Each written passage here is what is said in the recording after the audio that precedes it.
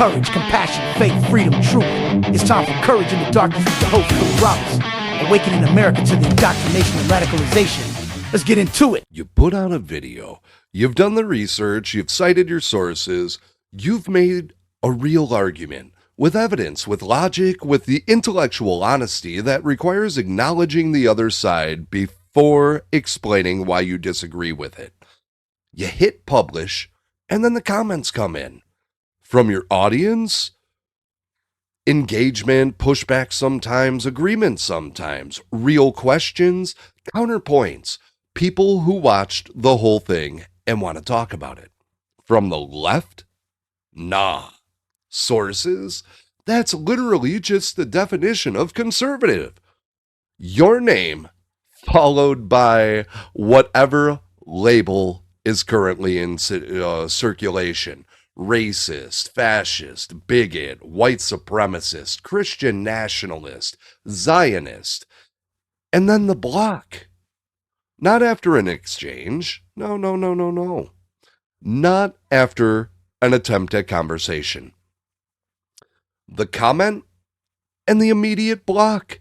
So there's no possibility of a response. No possibility of the commenter having to defend what they just said. Throw the rock, run before the window stops breaking. I've thought about why this is for a long time now. I've been doing this since October, and my brain has been seriously in distress about why these people can't hold a conversation. And I've concluded that it's not primarily about cowardice, though cowardice is involved. It's about something more serious. The person that's typing nah doesn't have a counter-argument. Not because they're incapable of thought, but because the ideological framework they've been handed doesn't produce arguments. It produces conclusions, and the function of the conclusions is not to engage with competing evidence. It's to identify the speaker as righteous and the opponent as irredeemable. Once that identification is made, there's nothing left to say. The block is not a retreat. It's the completion of a process that was never designed to produce dialogue. And that's exactly what I'm going to talk about today. The one-word response is the most honest thing that the contemporary left produces. Not because it contains an argument, because it reveals the absence of one.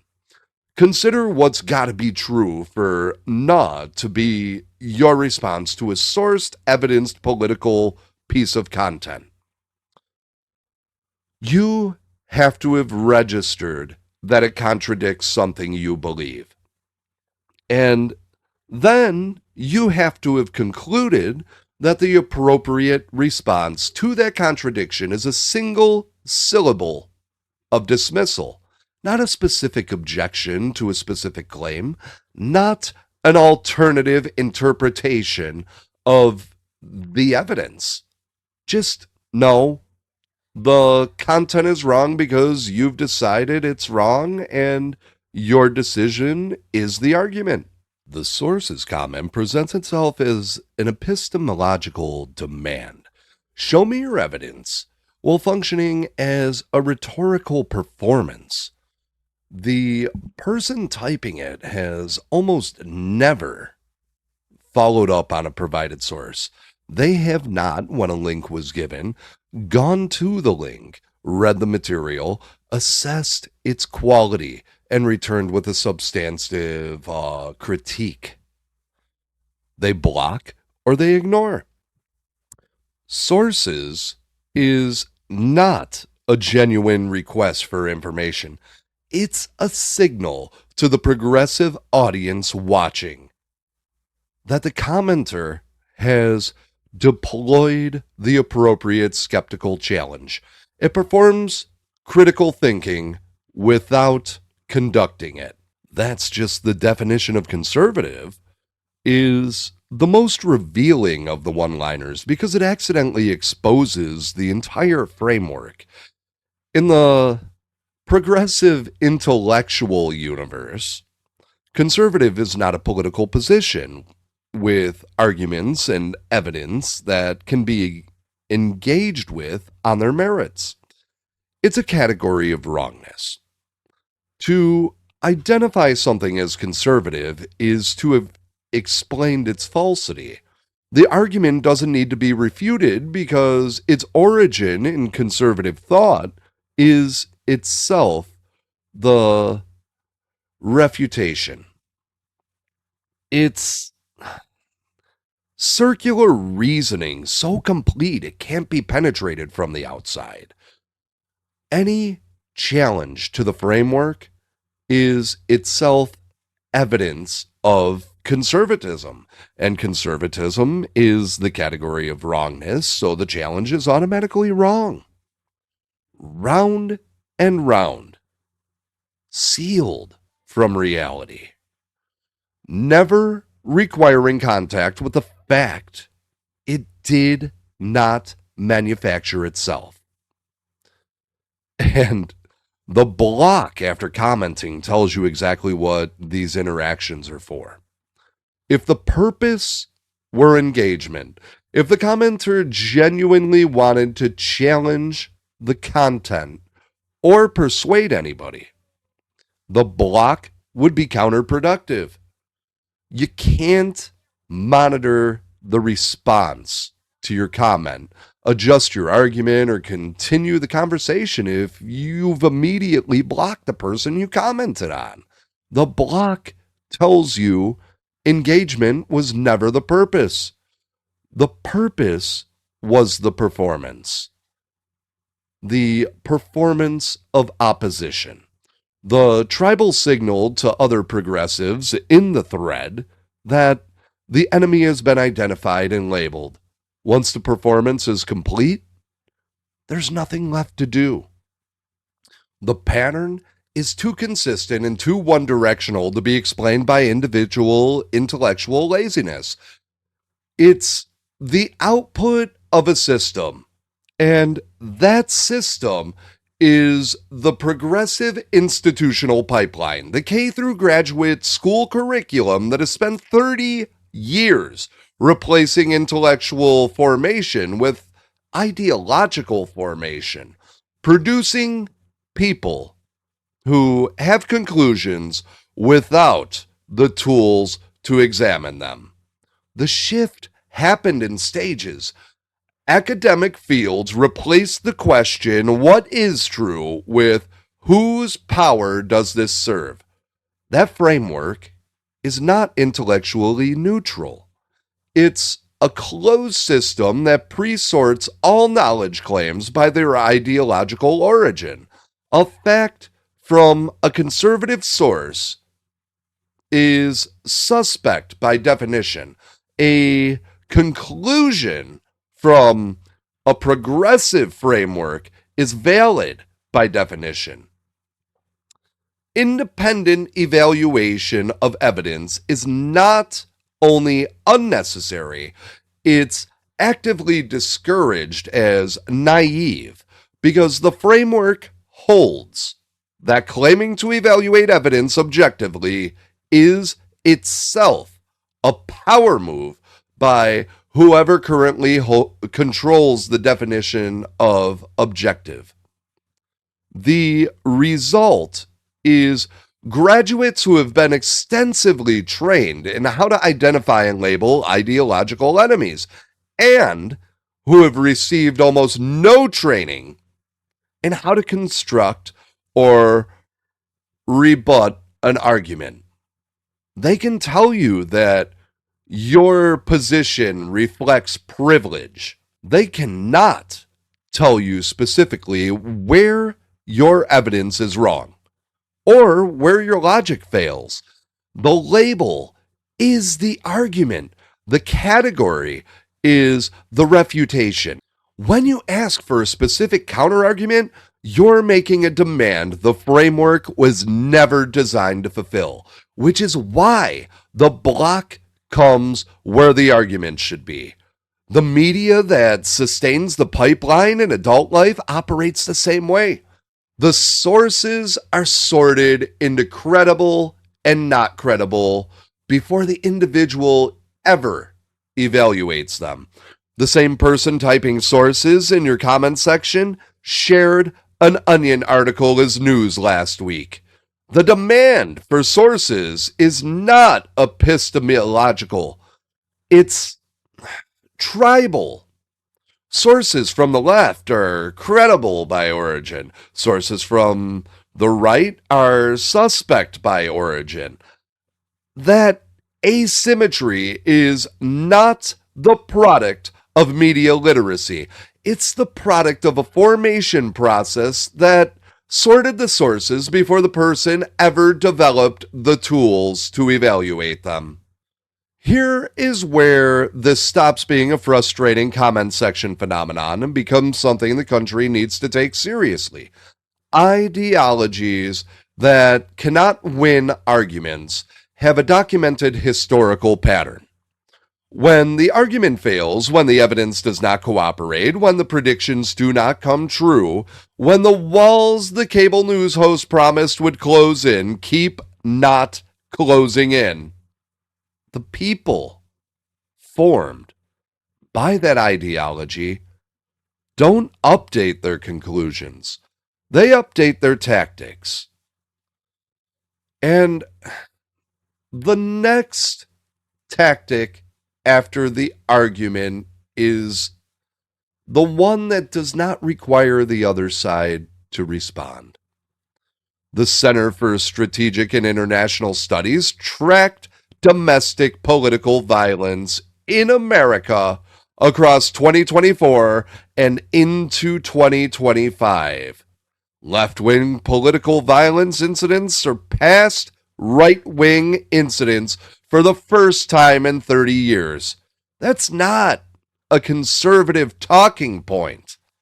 That is CSIS data. Antifa's sustained attacks on federal property. An ICE facility attacked with live fire.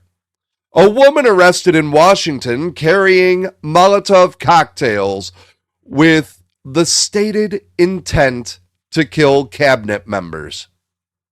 And the progressive cultural response to political murder has not been consistent condemnation. YouGov polling showed increasing percentages of self-identified Democrats expressing favorable views of Antifa.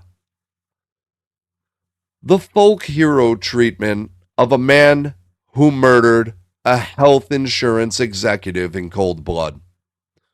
The merchandise, the social media celebration, the professors who shrugged is not the fringe. It's a cultural signal about what the mainstream is beginning to tolerate. The person who typed "nah" and blocked is not picking up a weapon. I'm not making that claim, but they and the person who is are products of the same formation process. The one that told them their opponents are not just wrong, but evil. That normal democratic accountability is inadequate to the emergency. And that the people on the other side of the debate are not fellow citizens with a different view, but enemies who need to be stopped. That progression from nah to label to dehumanization to violence is not a large jump. It's a series of small steps along a path the pipeline has already laid. The temptation when you're on the receiving end of nah and the block and the label and the mob is to match it, to give up on the argument and go straight to the insults.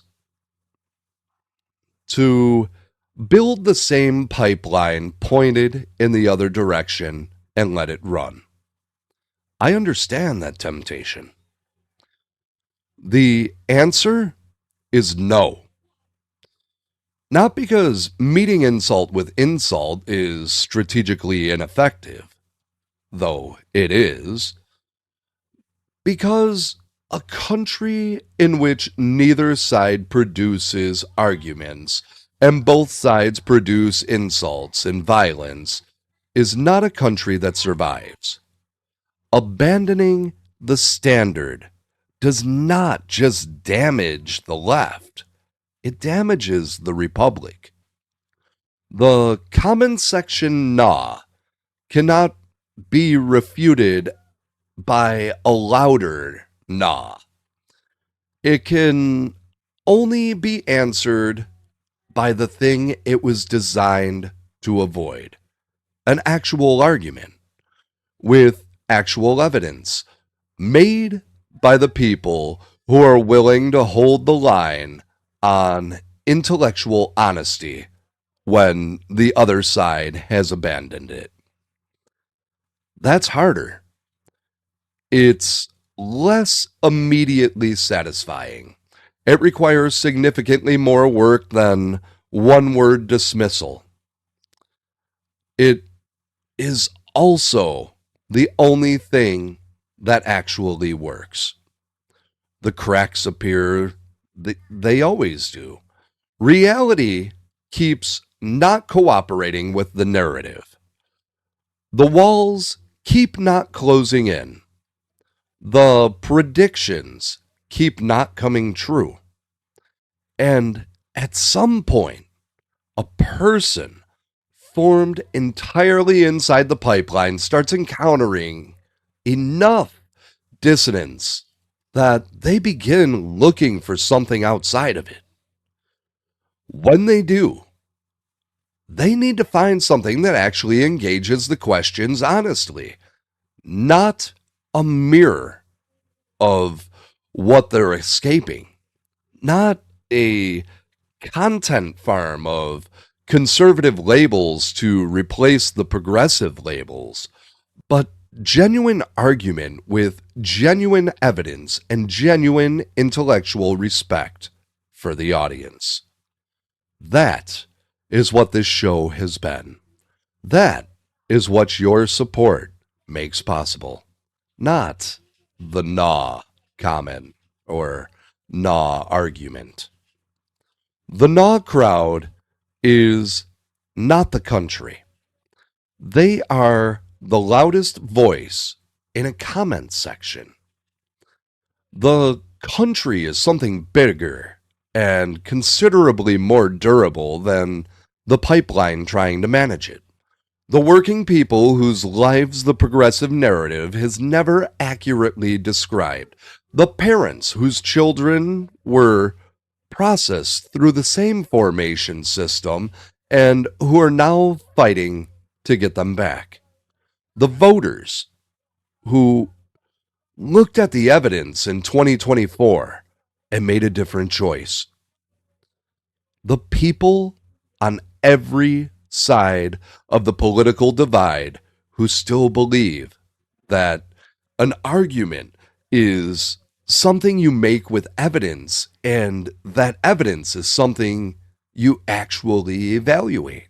And the country is not lost. It is working. And the republic, it is trying to preserve, survives if enough people refuse. In the face of the block, the label, the mob, and the escalating violence, to give up on the standard that makes self-government possible. We're not giving up on it. Keep refusing. Support this network's work at titdusa.com and the Stand Against the Silence campaign. Stand with us, support the mission, refuse the silence, and I'll see you next time. You are fake news. Bing, bing, bong, bong.